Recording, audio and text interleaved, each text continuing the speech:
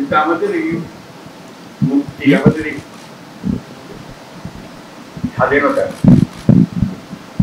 অনেকের কাছে পছন্দ হচ্ছে না, নানাভাবে নানা গতিতে এটাকে উল্টে দেওয়ার চেষ্টা। এই 5ই অগাস্টের পর থেকে কত রকম ভাবে এটা এসছে আপনারা আমার সাথে অনেক ভালো জানেন, বাস্তবের পরিপ্রেক্ষিতে সেগুলো দেখেছেন।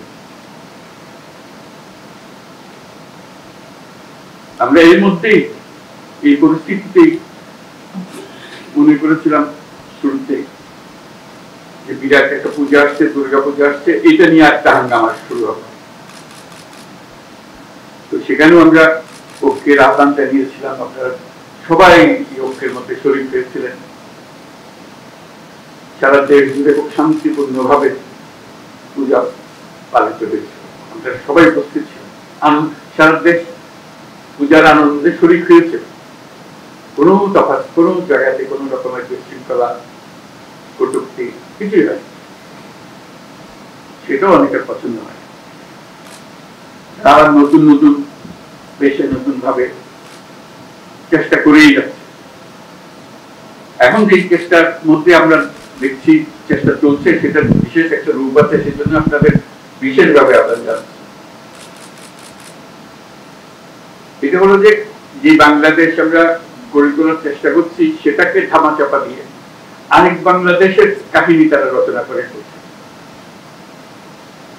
এবং সারাক্ষণ এটা নানা রূপরেখা তারা দিয়ে যাচ্ছে।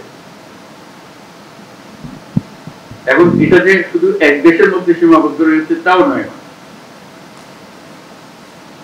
বিশেষ বিশেষ বড় বড় দেশের মধ্যে এটা ছড়িয়ে গেছে, যেহেতু আমাদের এই বিরাট অভ্যুত্থান যার পছন্দ হয়নি, যাদের পছন্দ হয়নি, তাদের মুছে দিতে চায়, আড়াল করতে চায়, এটাকে নতুন ভঙ্গিতে দুনিয়ার সামনে পেশ করতে চায়।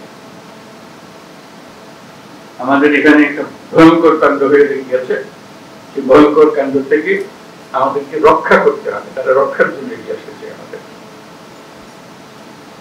তো সেটা মিথ্যা প্রমাণ করা এবং বাস্তবকে সেখানে প্রতিষ্ঠিত করা, সেটার জন্য আমাদের সবাই একজোট হতে হবে। কারণ এখানে কোনো বিশেষ রাজনৈতিক মতবাদের বিষয় না, জাতি হিসেবে আমাদের অস্তিত্বের বিষয়।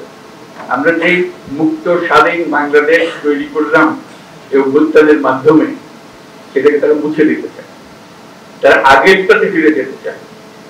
এটা মুখে বলছেন আগেরটা, কিন্তু ভঙ্গি হলো আগেরটা ভালো ছিল। এবার আগেরটা কিভাবে তারা নিয়ে আসবে সেই নানা দিক থেকে তাদের চলছে। তারা একটা কাল্পনিক বাংলাদেশ তৈরি করে রাখছে দুনিয়ার সামনে। তাদের শক্তি এত বেশি, অর্থ শক্তি এবং তাদের আয়োজনের শক্তি এত বেশি, ক্রমে ক্রমে দেখা যাচ্ছে মানুষকে এটাতে ঘেরাতে পারছে। এই নতুন যে কল্পকাহিনী তারা তৈরি করছে, সেটাতে অনেকে সন্দেহ প্রকাশ করছে, এটা কি ধরনের সরকার হলো ওখানে, এটা তখন আমরা বুঝতে পারছি না। বোঝার পিছনে পরিচ্ছন্ন একটা সরকার, কাউকে আমরা বাধা দিয়েছি এখানে আসতে?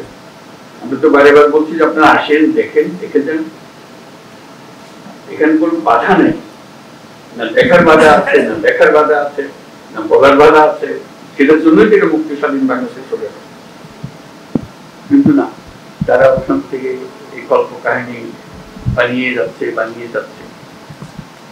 এখন আমাদের সারা দুনিয়াকে বলতে হবে যে আমরা এক, আমরা যেটা পেয়েছি আমরা একযোগে পেয়েছি, কোনো মতভেদের মাধ্যমে পাইনি, কাউকে ধাক্কাধাক্কি করে পাইনি। যারা আমাদের বুকের উপর চেপেছিল তাদেরকে আমরা বের করে দিয়েছি, এইটুকুই।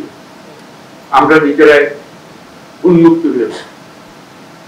সেই জিনিসটা সবার সামনে তুলে ধরা, কিভাবে তুলবো সে ব্যাপারে পরামর্শ সবাই মিলে একটা জন্য আমরা প্রয়াসটা করতে পারি। কারণ আমাদের এই নতুন বাংলাদেশের যাত্রাপথে এটা একটা মস্ত বড় বিষয় হয়ে দাঁড়িয়ে, অস্তিত্বের বিষয় হয়ে দাঁড়িয়ে।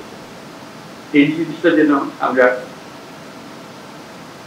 ঠিকভাবে অগ্রসর হতে ভুল না করি, সেটার জন্যই আমরা সবাই মিলে পরামর্শ করে যাতে একযোগে আমরা কাজটা করতে পারি সে আবেদন। আপনারা নিজেরা এটা খুব ভালো করে বোঝেন, আমার বোঝানোর দরকার ছিল না, তবু শুরুতে কিছু বলার দরকার আপনাদের বললাম। আমাদের মনের ভেতরে এগুলো স্পষ্টভাবে জেগে আছে, সেটা সবার সামনে একত্র হয়ে বললে আমাদের শক্তি, সমবেত শক্তিতে আসবে। সেই সমবেত শক্তি